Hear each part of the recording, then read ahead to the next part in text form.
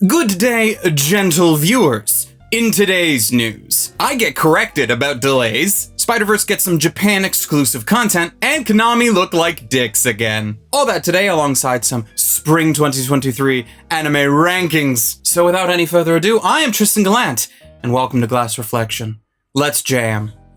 Hey, so, remember when literally last news video I said this? But with luck, that will be all of the delays for this season. All of them. Guess how long it took me to be proven wrong? The same day. The day that I posted that video, we got the announcement that Oshi no Ko was getting a delay. Not allowed to make predictions like that anymore unless I want them to be true. Though, of course, if I want them to be true, they won't be. All right, so it was announced that Oshi no Ko is going to get booted back by a week, now airing its 8th episode on June 7th instead of its original air date of May 31st. And similar to when Witch from Mercury got delayed a couple of weeks back, Oshi no Ko will also receive a recap episode in its normally scheduled spot. So that's either something to look forward to or skip as the weeks go on. Now, I'm not going to continue on and be like, this will be the absolute last delay of the season, because I'll probably be proven wrong. But I will say that I hope that this is the last. Because like I said last time, we are in the second half of the season. We're getting closer and closer to the end of this season and the start of next season, and any major delay should have already happened by now. Granted, a single week pushback with a recap episode is not really a major delay, especially compared to a lot of things from last season. Because, you know, last season we had a bunch of shows that got like 4, 5, 6 week delays, even one that got booted by an entire season. So hopefully nothing like that is gonna happen again.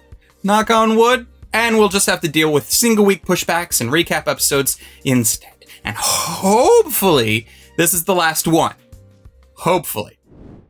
Now, while most people will not constitute the amazing CGI animated film Spider-Man Into the Spider-Verse as anime, if you look hard enough, and honestly, I don't even feel like you need to look all that hard, it won't be all that difficult to see that film's effect on the worldwide animation industry. And this includes Japan and anime. So, surprise, surprise, when it was announced that the Japanese dub for the upcoming Spider-Verse film is getting its own unique Japan-exclusive theme song sung by famous Japanese singer LiSA. LiSA, of course, you should know by reputation, if not by name. She has provided the vocals for a number of anime opening themes, specifically the popular shows like Sword Art Online and Demon Slayer and Fate Apocrypha. In the announcement, LiSA herself shares a little comment mentioning her love of the character Gwen from the film, and I would also assume Gwen from the franchise in general, and she believes it to be a great honor to be entrusted with this theme song. Now, personally, I'm not entirely sure why Japan is getting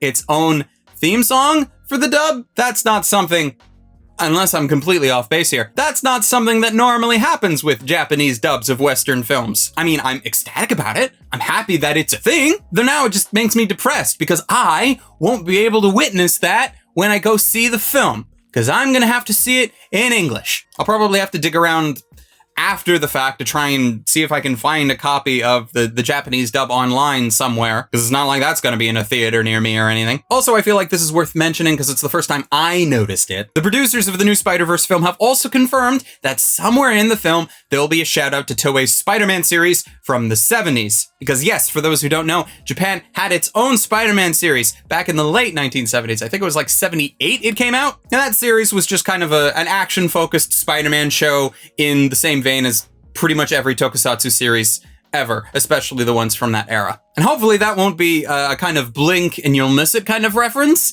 Like, sometimes those things are. I really hope it's like a more substantial amount of time on the screen and not just like, hey, he's in the background with a bunch of other Spider-Men or something. I don't know. Because that would be great. Now, before we continue, I did want to give shoutouts to supporters of this channel over on Patreon. Because yes, this video is not sponsored, and any support that you give us over there, the less support the Glass Reflection will need at any given time. So an immense thank you especially to patrons like Ross Emerson, Omar Showman, Ahagao Comics, Hector Montemayor, Wago221, Deluxe Flame, City Yamako, and Ryfin Bonaparte. We can't do this without your support, so however much you're able to help, I'm eternally grateful. double piece of interesting news that normally falls under the gaming category and not anime, but you know, I'm interested in it, so we're gonna talk. Konami recently announced during a PlayStation showcase that they are currently developing and plan to release a remake of the video game Metal Gear Solid 3 Snake Eater for the PlayStation 5. Metal Gear Solid 3, of course, being a very well-regarded entry into the Metal Gear franchise that came out in 2004, I want to say, on the PlayStation 2. Konami is quoted as saying that they are working hard for Metal Gear Solid Delta Snake Eater to be a faithful recreation of the original story and game design while evolving the gameplay with stunning visuals and a seamless user experience, which is something I'm surprised that any spokesperson from Konami can say with a straight face. Because, you know, I just personally feel like it's hard to say that you're going to remain faithful to the work while actively scrubbing out the name of the game's director whenever you can. Konami, of course, has had a very well-known and very public spat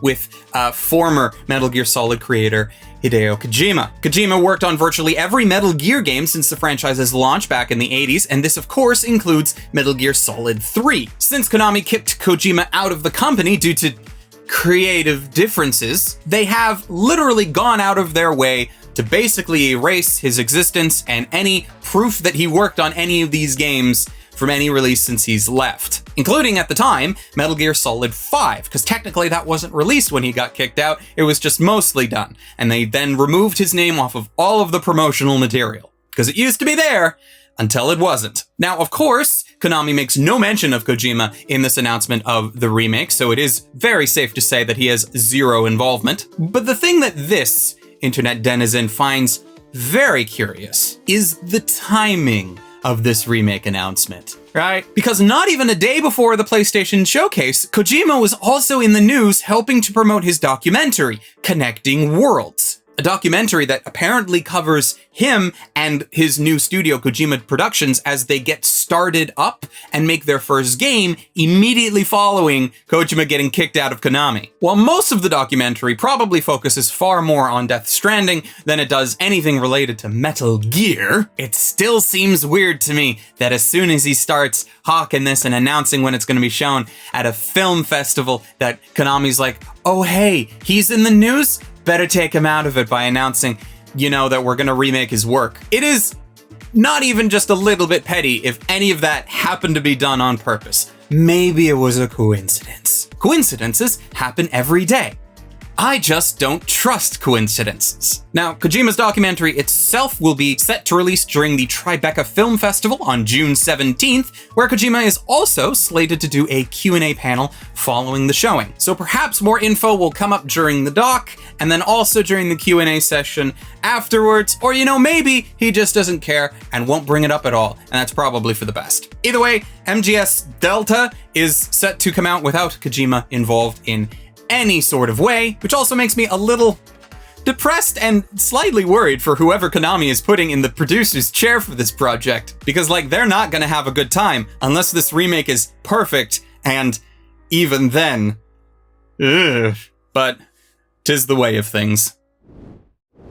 Alright, and now it's time to look at the seasonal rankings for spring 2023. We are now on week 6, which is officially the halfway point for any show that will only be going to 12 weeks instead of 13. And we've had some very good shows indeed. Starting off in first place, Oshi no Ko continues its absolute domination.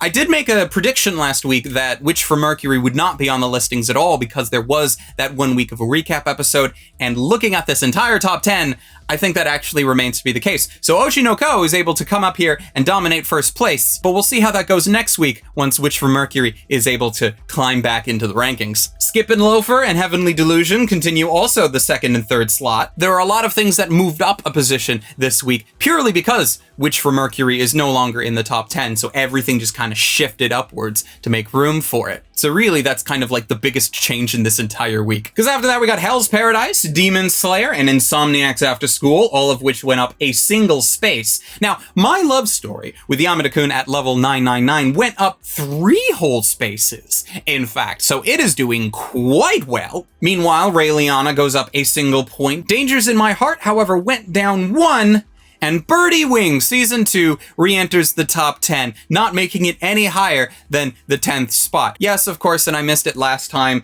The chart when you go onto their website also shows Vinland Saga Season 2, but they don't like to mention it because it's a continuation from last season, and you know, I'm inclined to agree. Great that it's still in the top 10, but that's not what we're focusing on right now. And, of course, for my own personal interest, I still have to scroll all the way down to 26th for Otaku Elf. Didn't even get to go up one spot, which is a shame. But hey, Kamikatsu's on its way down, so at least maybe we'll surpass that next week. But we'll have to see. And that is it for our show today. So subscribe if you haven't, hit the like button if you enjoyed the video, and until next time, where... what am I kidding? We're still going to be in this closet for a little bit because I'm going to probably want to quarantine after going to Anime North this weekend. I will already be at the con and probably editing this video from my hotel room, so that'll be fun. See you at the con if you happen to be there, but if not, watch more anime and stay frosty.